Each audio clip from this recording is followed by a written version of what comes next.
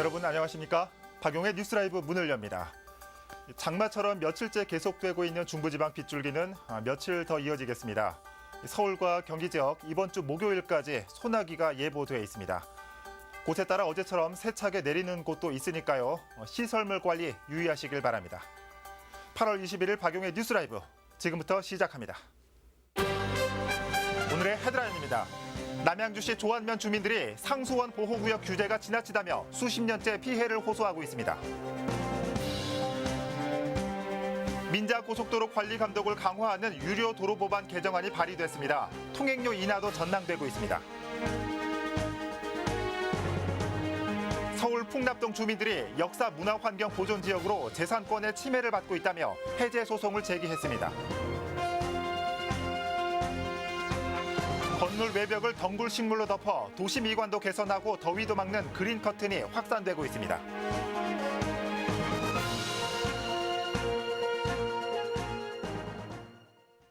수도권 2,500만 명의 상수원은 남양주를 비롯해 7개 시군에 걸쳐 있습니다. 그중 8당 상수원 보호구역이라고 해서 특별하게 관리되고 있는 곳이 있습니다. 그런데 보호구역에 사는 남양주시 조안면 주민들은 상수원 보호 규제 때문에 목숨까지 내던져야 하는 상황에 내몰렸다고 합니다. 어떤 사연일까요? 현장에 취재기자가 나가 있습니다. 김정필 기자. 네, 8당 상수원 보호구역인 남양주시 조안면에 나와 있습니다. 네, 남양주 조안면 주민들이 규제가 과도하다며 고향을 떠나고 있다고요? 네, 그렇습니다. 지난해 10월까지 이곳은 음식점들이 성업을 하던 운길산역 앞입니다. 상수원 관리 규정으로 영업 허가를 받지 못했던 음식점들이 문을 닫고 양평군 등으로 떠나고 건물만 남아 있습니다. 네. 이곳 진중리를 비롯해 조안면에서 음식점 144곳 가운데 84곳이 상수원 보호규제 위반으로 폐업하거나 이전했습니다. 예. 검찰은 이곳 단속으로 수백만 원에서 수천만 원의 벌금을 물리고 남양주시에서도 수천만 원의 이행 강제금을 부과하고 있어 조안면을 떠날 수밖에 없는 상황입니다. 그렇군요. 그런데 그 과정에서 이 안타까운 사고도 있었다는데 어떤 사연입니까? 네, 그렇습니다. 참으로 안타까운 일입니다. 지난 1일인데요. 26세 꽃다운 나이로 자신이 운영하던 식당에서 스스로 목숨을 끊어야 했던 황모 씨의 장례식이 있었는데요. 예. 황 씨는 검찰 단속으로 식당 문을 닫은 데 이어 3천만 원의 벌금이 부과됐고 남양주시로부터 3,600여만 원의 이행강제금도 부과받았습니다. 예. 주민들은 황 씨의 상여를 메고 행진을 하며 다시는 안타까운 죽음이 없도록 해야 한다며 대책 마련을 촉구했습니다. 그럼 보다 자세한 내용을 조안면 규제피해 주민대책위원회 김병렬 고문으로부터 들어보도록 하겠습니다. 예. 안녕하세요.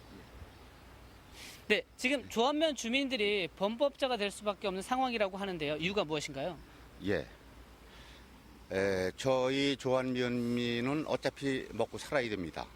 뿐만 아니라 자녀 교육 문제도 있고 적은 농사 가지고 농사만으로는 도저히 생계를 유지할 수가 없어서 기본 주택에서 또는 동식물에 관련된 시설 또는 창고 등에서 음식을 팔고 또 길거리 음식인 옥수수나 또 찐빵 등 이런 것을 팔면서 생계를 유지해 왔습니다. 그리고 영농인들은 비닐하우스를 지어서 이곳에서 토마토, 또 딸기, 오디, 기타 등등 농산물을 수확해서 비닐하우스 내에서 체험도 하고 여기에서 가공을 하여서 판매도 하고 이래서 생계 유지를 하는 이 모든 것이 불법이기 때문에 불법 대상이기 때문에 적발 즉시 처벌의 대상이 됩니다.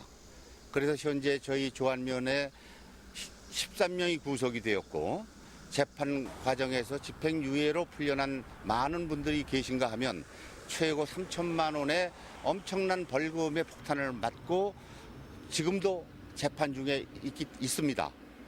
그래서 저희 조안면민 약 800여 명 이상이 전과자로 되어 있습니다. 네. 그런데 같은 상수원 보호구역에 양평군 양서면 같은 경우는 지금 이쪽과 상황이 많이 다른데 그건 뭐 또 다른 이유가 있나요? 특별히 다른 이유는 없고 양평군 양서면이나 저희 조안면은 북한강을 사이에 두고 있습니다. 양수리도 그렇고 저희 지역도 약 9개 지역의 하수 처리장이 있어서 비교적 맑은 물을 북한강으로 방류하고 있습니다. 이런데도 불구하고 약 45년간 엄청난 규제 속에서 조안면이 지금 보시다시피 조안면 소재지라고 하는데 작은 가게 하나 없습니다. 뿐만 아니라 조안면 내에 어떠한 편의시설, 즉 약국이나 또는 이 미용실, 목욕탕 이 등등 아무것도 갖춰져 있지를 않는 이러한 현실에 저희가 있습니다. 그래서 저희가 주장하는 것은 어차피 맑은 물을 한강으로 방류하기 때문에 이런 부분에 있어서 저희가 너무 강력한 규제를 받나 하는 소외감을 갖고 있는 실정입니다. 네, 그렇군요. 형평성 부분에서 이제 문제가 될 수도 있을 것 같은데요. 어쨌든 남양주시 등 7개 시군에서 참여한 이제 특별 대책 지역 수질 보전 정책 협의회에서도 이제 대책 마련을 촉구하고 있는데 이 주민들의 요구 어떤 건가요? 현재 환경부령으로 총 호수 대비 5%의 음식점 용도 변경을 하고 있습니다. 그런데 기존 영업하는 기존 업소가 약 20군데가 되는데 이 기존 업소를 포함하는 법에도 없는 이 규정을 정해놔서 실질적으로 조안면민들이 한 곳도 이러한 적용을 받지 못하고 있습니다. 저희 지역 주민들은 현재 주장하는 것은 맑은 물이 나가고 있습니다. 그렇기 때문에 최소한 전 주민이 원하면 음식점 용도 변경을 하여 주십사 하는 강력한 요구를 하고 영농을 하는 데 있어서도 위에서 말씀드린 바와 같이 할 수 있는 행위를 해서 먹고 살 수 있는 기본 권리를 찾고자 하는 것이 큰 목적입니다. 이상입니다. 네, 오늘 말씀 고맙습니다. 감사합니다. 예. 네, 2,500만 명의 상수원을 보호하기 위해 누군가 희생을 해야 했다면 당연히 보상을 해야 하는데 보상은커녕 벌금과 이행 강제금까지 물리고 있는 상황이 매우 안타깝기만 합니다. 지금까지 남양주시 조안면에서 전해드렸습니다. 네, 김정필 기자 수고했습니다. 이 상수원 보호구역이라는 이름 아래 해당 주민들이 받는 피해가 생각보다 큰 모습이었습니다. 남양주시 조안면 연결해봤습니다.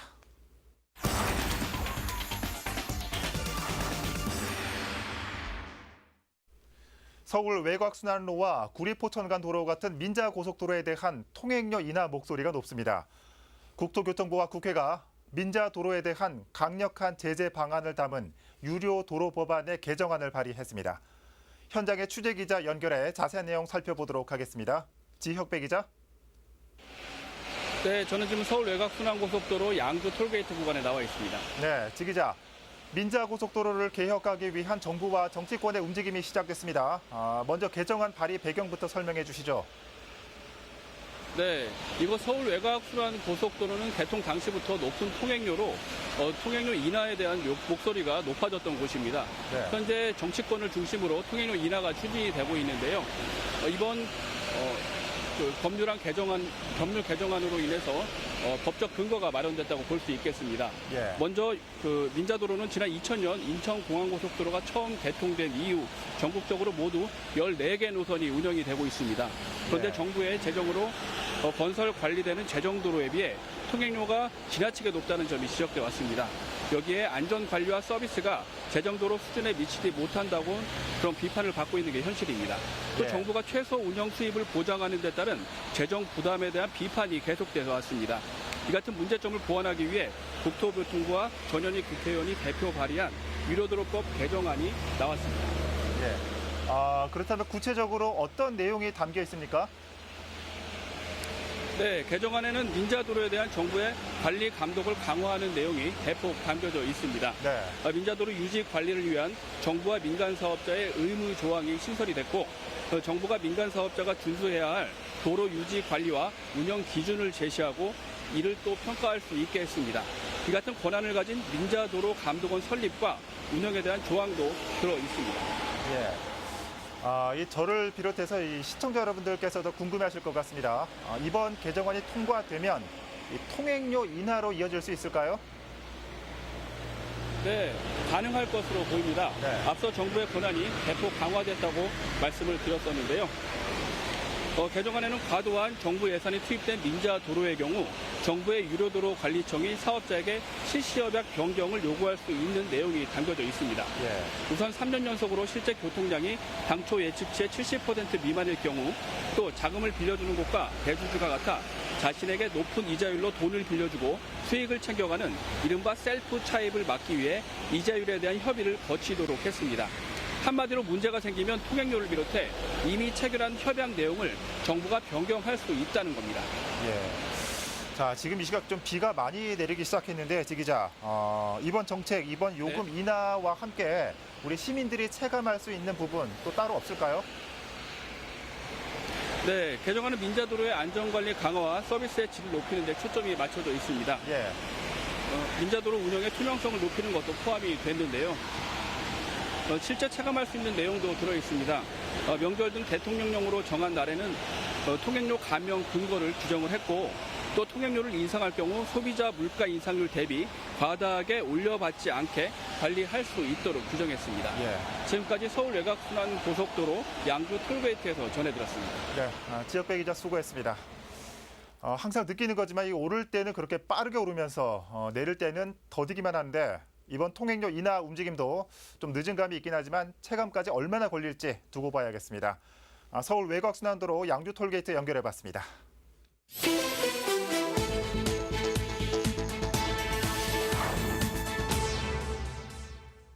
택시 앞 범퍼가 완전히 찌그러졌습니다. 어제 오전 8시쯤 종로구 창신동에서 신설동 방향으로 주행하던 택시와 반대편 차선에서 주행 중이던 버스가 충돌했습니다. 이 사고로 택시 운전자 고모 씨가 중상을 입었고 버스 승객 2명이 부상을 입어 인근 병원으로 옮겨졌습니다. 어제 오후 1시쯤 성북구 종암동의 한 아파트에서 불이 나 소방 추산 400여만 원의 재산 피해가 났습니다. 이 화재로 인명피해는 없지만 에어컨과 세탁기 등 가재도구가 일부 불에 탔습니다. 소방당국은 아파트 다용도실에 버려진 담배꽁초에서 불이 시작된 것으로 보고 있습니다. 어제 광진구 화양동의 주택가에서 승합차에 사람이 깔리는 사고가 났습니다. 이 사고로 35살 박모 씨가 복부와 얼굴에 부상을 입어 인근 병원으로 옮겨졌습니다. 구조대는 차량이 주택가에서 우회전하던 중 사고가 난 것으로 보고 있습니다. 어제 경기도 양주시 공릉천에 2명이 고립되는 사고가 났습니다. 구조대는 크레인을 이용해 48살 배모 씨와 박모 씨를 구조했습니다. 배 씨와 박 씨는 야간 캠핑을 하고 아침에 일어나 보니 물이 불어 있었다고 진술했습니다. 뉴스라이브 사건 사고였습니다.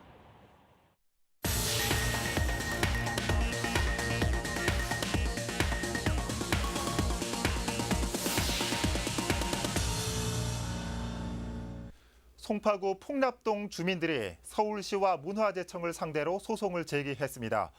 동네가 역사 문화 환경 보존 지역으로 지정돼 재산상의 피해를 입었다며 보존 지역 지정 해제를 요구하고 있습니다. 서정함 기자입니다. 송파구 풍납동 주민들이 역사 문화 환경 보존 지역 지정 해제를 요구하고 나섰습니다. 서울행정법원에 서울시와 문화재청을 상대로 행정소송을 낸 것입니다. 주민들은 그동안 토지가 보존지역에 포함돼 자신들의 재산권 행사가 쉽지 않았고 풍납토성 복원 사업이 실시된 이후 풍납동 일대는 낙후되기 시작됐다고 말합니다. 다른 지역에 비해서 문화재의 사적지가 지정됨으로써 여러 가지 고통을 받고 있는 이런 상태에 지금 와 있습니다. 사적지는 그거 하더라도 역사 문화 환경 보존 지구는 좀 해제할 필요성이 있지 않느냐, 이런 차원에서 역사 문화 환경 보존 지구를 해제시켜달라는 소송을 제기했습니다. 이번 소송의 피고 측인 서울시와 문화재청은 주민들이 소송을 한 경우는 이번이 처음이며 일단은 소송에 충실하겠다며 말을 아꼈습니다. 이게 처음이에요? 처음 제기된 건이에요. 우선 소송 대행에 충실해야 되고요. 우선 소송 대응하고 있습니다. 지난 17일에는 서울행정법원 재판부에 풍납토성 현장 검증이 있었습니다. 이날 현장 검증에는 100명이 넘는 주민들이 모여 많은 관심을 보이기도 했습니다. 한편 주민들이 제기한 이번 소송은 오는 24일에 결론이 날 예정입니다. 딜라이브 서울 경기 케이블 TV 서정함입니다. 올여름은 잦은 비와 높은 기온 때문에 유난히 더운 날씨가 계속됐습니다. 매년 기온이 높아지는 만큼 소모되는 전력량도 늘고 있는데 더위를 해소할 수 있는 친환경 방안으로 그린 커튼 정책이 주목받고 있습니다. 박영찬 기자입니다. 건물 한 면이 녹색빛으로 뒤덮여 있습니다. 자결하는 태양의 열기도 막아주고 있습니다. 또 다른 곳, 벽을 타고 오른 식물들이 건물 외벽을 감싸고 있습니다. 식물 잎과 줄기들로 창밖에 그늘이 생기면서 실내 온도를 낮추는 데 도움을 주고 있습니다. 고등학교의 학생들과 선생님들은 식물들이 만들어준 그늘막으로 시원하게 생활할 수 있다는 것을 반기는 모습입니다. 굉장히 더웠었는데 굉장히 좀 더 시원하게 수업을 들을 수 있어서 좋았어요. 나팔꽃을 보면서 기분 전환도 되는 것 같고요. 올 여름에는 유난히 더웠던 그러한 해였는데 이 그린 커튼을 하고 나서부터는 상당히 그늘도 많고 합니다. 녹지가 형성되니까 대단히 아이들이 좋아합니다. 또 선생님들께서도 상당히 만족하시는 에너지 절약과 도시 미관 개선을 위해 설치된 그린 커튼입니다. 강동구는 올해 초 시범 사업을 시작해 주민들이 자주 드나드는 공공기관과 시설들에 그린 커튼을 설치했습니다. 작년에 서울시에서 시행을 했고 노원구의 좋은 사례를 보고 올해 강동구에서도 시행을 하게 되었습니다. 실내 온도 상승을 막아서 에너지 절감 효과가 있습니다. 또한 건물의 경관 향상 효과가 있고 먼지와 소음 차단 그리고 에너지 절약과 환경 보호에도 효과적인 그린 커튼 사업. 경제와 환경, 두 마리 토끼를 잡으며 주민들의 삶을 더 쾌적하게 만들고 있습니다. 딜라이브 서울 경기 케이블 TV 박영찬입니다. 한편 서울의 다른 지자체에서는 최근 사회적 문제로 떠오른 경비원 처우 문제를 개선하기 위해 경비실에 태양광 모듈을 시범적으로 설치했습니다. 에어컨 코드를 뽑는 일부 아파트의 갑질을 친환경 에너지로 해소하겠다는 겁니다. 자세한 소식 전해드립니다. 30도가 넘는 한낮 더위. 작은 경비초소 안은 그야말로 찜통 속입니다. 진짜 여기 한증막보다 더 하는 것 같아요. 너무너무 더워요. 에어컨을 켜려 해도 행여나 주민들 전기료 부담이 될까 봐 쉽게 손이 가지 못합니다. 하지만 이제 이런 걱정은 조금 덜게 됐습니다. 이 아파트 경비초소 한 곳에 시범적으로 태양광 발전 판넬이 설치된 것. 경비실에서 쓰는 에어컨 전기만큼은 태양광을 통해 생산하자는 취지입니다. 좋겠죠. 여름에 땀 흘리면서 그 아파트 주위 경비하시다가 조금이라도 짬을 내서 쉴 수 있는 공간을 마련해 준다는 게 참 좋을 거로 생각하고요. 옛 주민의 기부로 설치된 중고 태양광 발전소는 시간당 0.26kW시, 연간으로는 약 200kW시를 생산하는 규모입니다. 일반적으로 경비실 에어컨에서 7, 8월 2달 동안 사용하는 전력량을 140kW시로 계산했을 때 태양광 발전소만으로 충당하고도 남는 전력량입니다. 한 달 전기 사용량이 100kW밖에 안 되는데 태양광이 200kW 생산하는 거는 뭐 팩트고 다 알려진 거니까 네. 경비들도 쉽게 얘기할 수 있고 주민들도 에어컨을 기증하는 주민들도 이 태양광 생산량으로 경비실 에어컨 전기량을 충분히 커버한다. 이거는 뭐 다 받아들일 수 있는 거죠. 이와 함께 서울시의 미니 태양광 발전소 지원과 자치단체의 추가 지원까지 고려하면 태양광 발전소 한 개당 10에서 15만 원 선에 구입할 수 있습니다. 성북구는 내년도 예산에 아파트의 태양광 발전소와 에어컨 구매비를 일부 지원하는 예산을 추진하고 있습니다. 딜라이브 서울 경기 케이블 TV 박용입니다. 파주 운정신도시 주민들의 수건인 운정 2파출소가 개소했습니다. 파주시 목동동 657번지 842제곱미터 부지에 지상 2층으로 건립된 운정 2파출소는 운정 1, 2동 주민 8만 명을 담당합니다. 지난 2014년 설립 논의가 시작된 지 4년 만에 개소했으며 건립에는 예산 21억 8천만 원이 투입됐습니다. 14만 명 넘게 거주하는 운정신도시에 그간 파출소는 동패동 한 곳뿐이어서 치안 보강에 대한 지역 요구가 높았습니다. 박정보 파주경찰서장은 개소식에서 공동체 치안의 필요성을 강조하며 주민들의 협력을 당부했습니다. 의정부시가 중국에서 기증한 안중근 의사 동상을 역전 근린공원에 설치했습니다. 동상은 2.5m 높이의 청동으로 제작됐으며 안중근 의사가 이토 히로부미를 저격하기 위해 품 안에서 총을 꺼내는 형상입니다. 안중근 동상은 중국 민간단체인 차하얼 학회가 쌍둥이 동상을 만들어 한 개를 의정부시에 기증한 것입니다. 의정부시는 동상 제막식은 양국의 고위 관료가 참석하는 방안이 검토되고 있다며 일정은 조율 중이라고 밝혔습니다.